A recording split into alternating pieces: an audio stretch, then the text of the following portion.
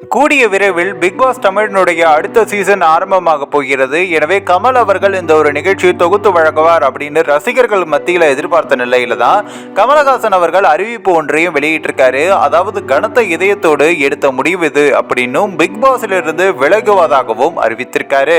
இதற்கு என்ன காரணம் என்பது குறித்து நம்ம இந்த ஒரு வீடியோல பார்க்கலாம். கடந்த 7 ஆண்டுகளாக பிக் பாஸ் நிகழ்ச்சியின் தமிழ் பதிப்பை தொகுத்து வழங்கி வந்த உலகநாயகன் கமலஹாசன் அவர்கள் இப்போது அதிலிருந்து சிறிது காலம் விலகுவதாக அதிகாரப்பூர்வ அறிவிப்பை வெளியிட்டிருக்கிறார்.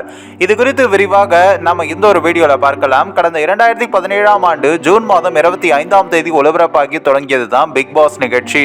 இதனுடைய தமிழ் பதிப்பு ரசிகர்கள் மத்தியில் மிகப்பெரிய வரவேற்பையும் பெற்றிருந்தது. மொத்தம் 19 போட்டியாளர்களுடன் அந்த முதல் சீசன் தொடங்கியது. தமிழ் தொலைக்காட்சி ரசிகர்களின் யோகபித்த ஆதரவுடன் கடந்த 7 ஆண்டுகளாக 7 சீசன்களாக மக்கள் விரும்பி பார்க்கும் ஒரு ரியாலிட்டி ஷோவாகவும் இருந்து வந்தது. மேலும் இந்த நிகழ்ச்சியின் சிறப்பாக அமைந்தது அந்த தொகுத்து வழங்கிய உலகநாயகன் கமலஹாசன் என்றால் அது மிகையல்ல. இந்நிலையில் சுமார் 7 ஆண்டுகள் கழித்து பிக் பாஸ் நிகழ்ச்சியில் இருந்து தான் விலகுவதாக உலகநாயகன் கமலஹாசன் அவர்கள் அறிவித்திருக்கிறார். இது குறித்து அவர் வெளியிட்டுள்ள பதிவில் பின்வருமாறு கூறியுள்ளார்.